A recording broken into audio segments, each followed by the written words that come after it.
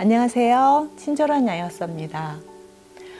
요즘에 조금 더 증가되는 추세가 신부전 환자, 그러니까 신부전 환자들은 투석 많이 하시잖아요.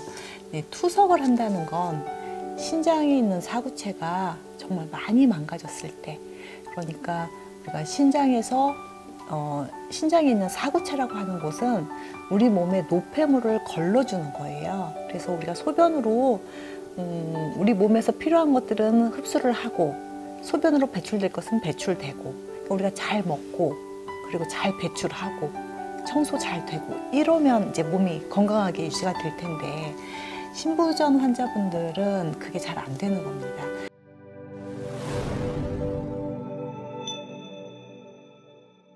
어떤 원리냐면, 신장에 사구체라고 하는 곳이 있는데, 우리가 보통 싱크대 그 거름망 있잖아요. 딱 우리 거름망이라고 생각하시면 돼요. 우리 몸에 우리 음식 찌꺼기가 하수구로 막 흘러나가면 어떻게 되겠어요? 안 되잖아요. 그것처럼 우리 몸에 다시 재흡수가 돼야 되는 단백질이나 이런 것들은 내 몸에서 다시 필요하니까 갖다 쓰고, 불필요한 물질, 찌꺼기는 배출을 시켜주고, 이게 지금 소변이 하는 일이고 또 대변이 하는 일이에요. 그런데 그 부분에 이 사구체의 구성이 어떻게 돼 있냐면, 혈관, 아주 미세한 혈관망으로 돼 있다고 상상하시면 되세요. 그런데 어떤 이유가 됐든 그 혈관에 염증이 생기면 혈관이 깨져요. 그러면 거름망이 구멍이 뚫리겠죠. 여기저기. 그래서 우리 몸에서 나가지 말아야 되는 단백질 같은 게 이제 소변으로 빠져나가는 거예요. 그리고 혈관이 깨지면서 무슨 일이 벌어지겠어요? 피가 나는 거죠. 그래서 소변에서 피가 나가는 겁니다. 그러니까 피가 나가서 우리가 뭐 빈혈을 일으키고 뭐 이런 문제가 아니라 그 거름망이 깨지고 있다라고 생각하시면 되시는데, 오늘 제가 말씀드리는 환자분도 이제 그런 사례입니다. 제가 사실은 그 사구체에 대한 기능 손상 그리고 신부전에 대해서는 조금 이제 마음이 아픈 일이 있는데, 사실 저희 오빠 같은 경우에 사구체가 깨져서 결국은 투석을 받고 지금은 또 건강하게 이식을 잘 받아서 건강하게 살고 있어요. 그런데 이식을 하고 나서도, 장기 이식을 하고 나서도 사이폴렌이나 이렇게 면역 억제제를 강력하게 투여를 해야 되기 때문에, 평생이요. 해야 되기 때문에 뭐 감기가 걸린다거나 장염 뭐 이런 것들이, 균에 대한 그 침입이 됐을 때 그걸 이길 수 없는 상황이 되기 때문에 가장 무서워하는 게 감기예요. 그렇게 좀 삶의 질이 항상 좋지 않을 수밖에 없는 그런 상황으로 이어져 가는 겁니다. 거기까지 가면 안 되겠죠. 오늘 제가 말씀드리는 환자분은 신부전 환자분은 아닌데, 신부전 환자가 될 수 있는 상황이었어요. 뭐였냐면, 우선 소변에서 단백뇨가, 뭐 단백질, 알부민 이런 것들이 빠져나가고 있는 상황이었고요. 그리고 단백뇨도 단백뇨지만 가장 큰 건 출혈이 굉장히 심했어요. 우리가 보통 출혈의 단계를 트레이스, TRAC, 트레이스를 해서 약간 나간다부터 시작해서 포지티브 1, 포지티브 2, 포지티브 3, 포지티브 4까지.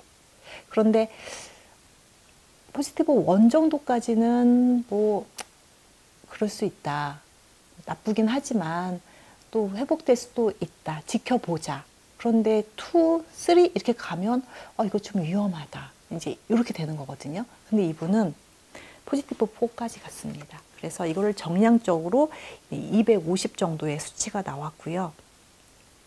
그리고 단백질, 알부민 이렇게 소변에서 빠져나가는 수치도 굉장히 높았습니다. 예를 들어서 단백질은 아예 빠져나가면 안 돼요. 촘촘한 거름망에서 다 걸러져야 되는데, 아예 그래서 네거티브가 나와야 되는데 수치적으로는 24.73 정도가 나왔고요. 그리고 크레아티닌도 소변에서 빠져나가면 안 되는 겁니다. 그런데 크레아티닌도 17.93이라는 수치로 소변에서 양성 반응이 나왔습니다.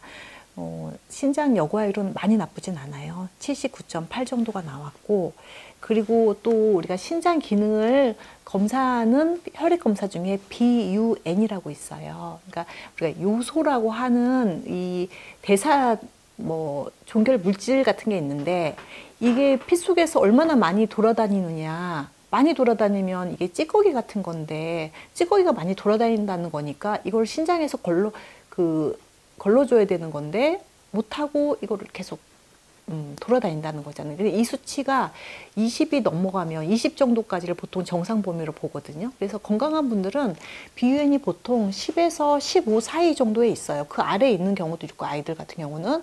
그런데 15가 넘어가서 18, 19, 20, 20이 훨씬 넘어간다. 그러면 이건 이제 위험 수치가 있는 겁니다. 그러니까 보통 병원에서 정상이에요 라고 한다면, 정상이라는 말에 우리는 조금 혈액 검사지를 보실 수 있는 이제 그 안목이 있으셔야 되는데, 예를 들어서 한 12 정도, 13 정도가 90점이다.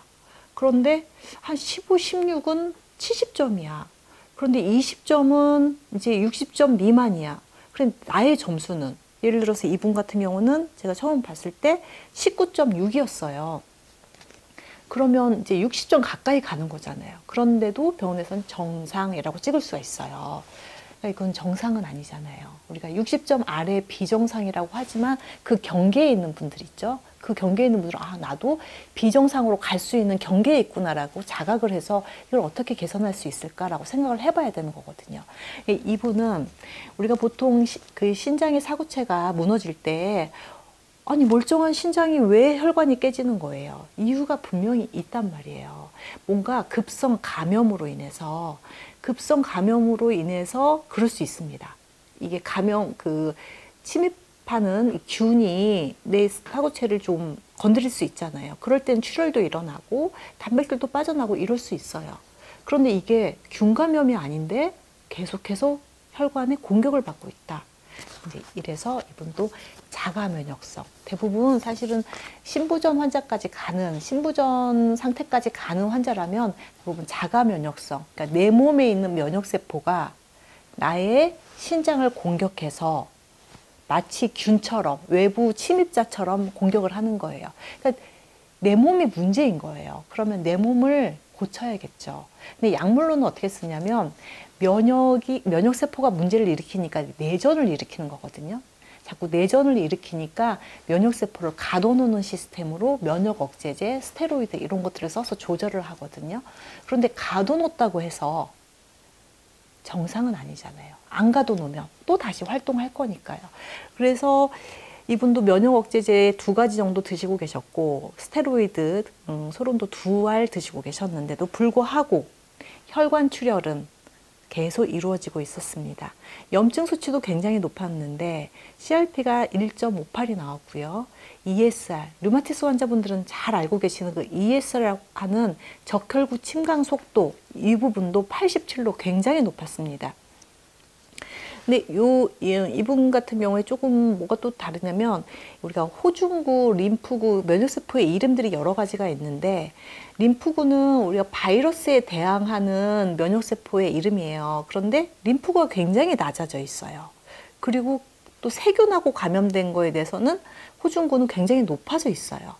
이렇게 면역세포의 불균형이 이루어지고 있습니다. 그런데 정확한 원인을 호중구 때문이야, 림프구 때문이야 라고 말씀드릴 수는 없습니다. 근데 어쨌든 자가면역 환자분들을 보면 이렇게 면역세포의 균형이 깨져 있다. 그리고 혈소판도 정상 이상으로, 혈소판은 혈액을 이렇게 응고시키는 거거든요. 우리가 피가 나면 지혈을 시켜야 되잖아요. 계속 출혈이 일어나서 그런지 혈소판도 계속 항진돼 있는 상태. 그러니까 혈소판이 항진돼 있으면 피가 안 나야 되는데 피가 계속 나니까 혈소판이 계속 과잉 만들어지고 있는 거죠. 그래서 높게 돼 있었고, 약간의 당연히 빈혈도 수반을 하고 있었습니다. 간 수치는 정상이었고요. 그래서 이제 이런 혈액 검사를 가지고 혈액 검사하고 나서 한 보름 정도 지나서 제가 이제 영양 관리를 하기 시작했어요. 한 달이 채 한 보름 정도 지났는데 다시 혈액 검사를 하셨어요. 이분은 그때 당시에는 굉장히 자주 혈액 검사를 할 수밖에 없는 상태였고요. 빈혈 수치 살짝 올라갔네요. 그리고 중요한 거는 혈소판 수치도 좀 내려갔어요. 그리고 면역, 염증 수치가 ESR이 87이었잖아요. 66으로 떨어졌습니다. CRP는 아주 현격하게 떨어졌어요. 1.58에서 0.4로. 그럼에도 불구하고 또 간 수치는 정상으로 잘 유지를 18, 12 정도 나왔으니까 잘 유지하고 있었고요. 아까 제가 말씀드렸던 비유에는 19.6에서 21로 다소 살짝 상승이 됐습니다. 물론 이제 영양소 관리한 지 얼마 보름 정도밖에 안 된 상태예요. 그 소변에서의 출혈은 똑같이 250 포지티브 4로 그대로 똑같았고요. 알부민 그러니까 소변 중에 있는 알부민도 25 그대로 변함이 없었습니다. 알부민 수치, 소변에서 알부민 수치도 24.73, 이제 이게 정량적으로 나오는 겁니다. 12.69로 상당 부분 거의 반으로 떨어졌어요. 그래서 또 중요한 지표를 보는 게 이 단백질과 크리아티닌, 비율 이런 것들 되게 중요하게 보는데요. 이분은 상당히 그 기준치에 다 넘어서 있는 상태였거든요. 그리고 나서 이제 2달이 지났습니다. 영양소 관리는 계속 하고 계셨고요. 다시 이제 출혈하고 연관성이 있는지 빈혈 수치는 조금 올라갔어요. 11.1에서 12로 올라갔고요. 그리고 여기서 이제 획기적으로 보시면은 아래쪽에 출혈이 포지티브 4에서 3로 정량적으로 250에서 150으로 떨어졌고요. 알부민 수치가 초반에 한 3개월 전에 24.73에서 석 달 후에 4.56으로 정말 현저하게 떨어졌습니다. 그리고 좋아진 수치가 위에 보시면 BUN이요 15.7로 뚝 떨어집니다. 그러니까 한 석 달 정도 꾸준하게 관리하시면서, 그런데 이분도 나는 간은 좋았는데 신장은 나빴어. 근데 간도 혹시 영양소 많이 먹고 나빠지는 거 아니야? 라고 걱정을 처음에 많이 하셨거든요. 자, AST, ALT, 우리가 GOT, GPT라고 불리는 간 수치도 20, 13 아주 좋은 상태로 유지하고 계셨고요. CRP도 다소 떨어졌습니다. 0.38. 요게 이제 CRP 같은 경우에 1.58에서 0.38로 떨어졌는데 3개월 만에 뭐 별 차이 아니야 라고 생각하실 수 있겠지만 실제로 건강하신 분들은요 0.1도 안 나옵니다. 0.01, 0.02 이렇게 나오거든요. 소수점 두 자리까지. 그래서 1.58에서 0.38로 떨어진 거 굉장히 큰 수치고요. ESR 보시면 34로 떨어졌습니다. 거의 초반에 3분의 1 가까이 떨어졌다고 볼 수 있고요. 그리고 다른 면역구의 수치가 조금 약간 불균형했던 부분들이 있었는데 이런 부분들도 좀 어느 정도 해소가 됐고요. 혈소판 수치도 굉장히 과잉 항진돼 있었거든요. 382에서 사실 이제 우리가 382라고 보지만 이제 정확하게 말씀드리면 0을 3개를 더 붙여야 돼요. 38만 2천입니다. 그런데 이게 28만 6천으로 혈소판에 아주 정상적인 수치로 들어갔습니다. 빈혈 수치 아까 말씀을 드렸고요. GFR이라고 하는 그 신장 여과율도 83.5로 다소 좋아졌습니다. 이렇게 좀 좋아지시고 나니까 병원에서 약을 좀 줄여주셨어요. 그랬는데 약을 줄이시면서 이분이 영양제도 같이 안 드셨어요. 이제 좋아지셨다 판단을 하셨겠죠. 그리고 나서 한 달 정도 이제 영양제 안 드시고 약 줄이시고 또 한 달 정도 드신 다음에 다시 피 검사를 하셨어요. 이렇게 좀 안정세가 되면 혈액 검사 텀이 좀 길어집니다. 3개월 만에 검사하셨는데요. 영양소도 줄이고 약을 감소한 또 그 결과가 있기 때문에 약간 쭉 좋아지기만 했어야 되는데 약간 다수의 숫자의 변화는 있습니다. 빈혈 수치가 약간 좀 내려갔습니다. 다시 11.3으로. 그리고 혈소판 수치 다소 상승을 했네요. 하지만 313이면 정상적인 수치입니다. ESR은 3개월 전에 34였는데 42로 다소 상승을 했죠.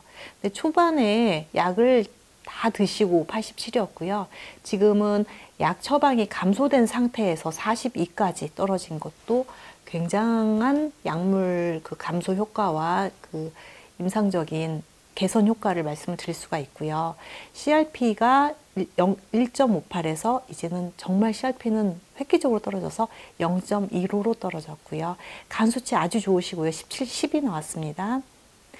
BUN이라고 하는 신장 기능을 검사하는 간접 지표예요. BUN이 13.7로 거의 정상인과 가깝게 이렇게 이제 떨어졌어요. GFR은 78 정도 다소 하락을 했습니다. 그리고 소변에서 그 크레아틴 수치도 12.7로 이건 상당히 많이 떨어졌습니다. 또 그리고 소변에서 알부민 수치는 이제 거의 없다시피 합니다. 단백뇨는 1.33 나왔습니다.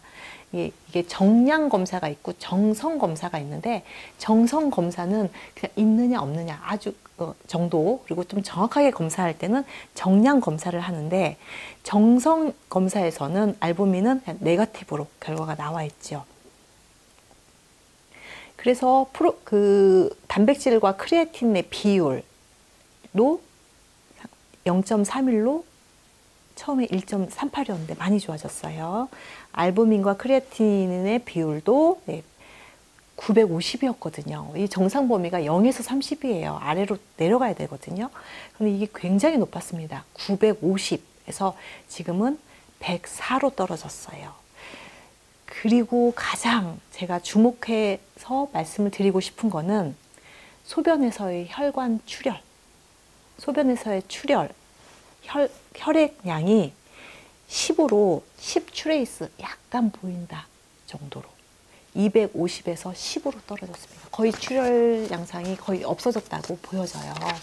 제가 이 환자분을 관리를 하면서 사실 제가 처음에 오빠 말씀을 드렸던 것처럼 제가 만약에 오빠가 진단됐을 때 이런 공부를 좀 하고 있었더라면, 그리고 그렇게 나빠지기 전에 발견을 했었더라면 라는 생각이 들어요. 그런데 그때 당시에는 이미 오빠는 많이 진행돼 있었고 저는 공부할 준비가 되어 있지 않았을 때고, 그래서 결국은 투석을까지 하게 됐고 우여곡절 끝에 이식을 받았거든요. 근데 좀 이런 기로에 있는 분들, 나는 신부전은 아니지만 출혈도 있고 단백뇨도 있고 그리고 약물도 복용해야 되고, 그런데 이렇게 또 약을 처방하시는 경우도 있지만 약을 처방받지 못한 경우도 되게 많아요. 그냥 지켜보자. 이 정도는 우선 지켜봐야 된다. 그 지켜봐야 된다는 말씀이 가만히 놔두면 좋아질 수도 있어 라는 것도 있겠지만 대부분은 나빠질 때 그때 약 쓰자 이런 말씀이기도 하거든요. 그런데 우리는 환자분 입장에서 봤을 때 나는 무엇을 할 것인가, 이렇게 신장이 나빠지고 출혈이 생기고 단백뇨가 생기는 걸 계속 지켜볼 것인가, 그런 타이밍에 이런 영양소 관리, 혈관 관리, 염증 관리를 잘 해내실 수 있다면 이분처럼 신부전 환자로 가는 그 길목에서 다시 턴을 할 수 있는 그런 좋은 기회가 경험이 되지 않을까 싶어서 오늘 이 환자분의 검사 결과는 정말 제가 이렇게 가구처럼 갖고 있고 싶을 정도로 정말 소중한 자료거든요. 오늘 여러분과 함께 말씀을 드렸는데 유익한 시간이 되셨으면 좋겠습니다. 주변에 혹시 신장 출혈로 단백뇨로 고생하시는 분이 있다면 철저하게 잘 검사하시고 영양요법도 분명히 어떤 약물보다도 더 효과적으로 관리할 수 있다는 말씀을 드리고 싶어서 영상 준비했습니다. 경청해 주신 여러분 감사드립니다.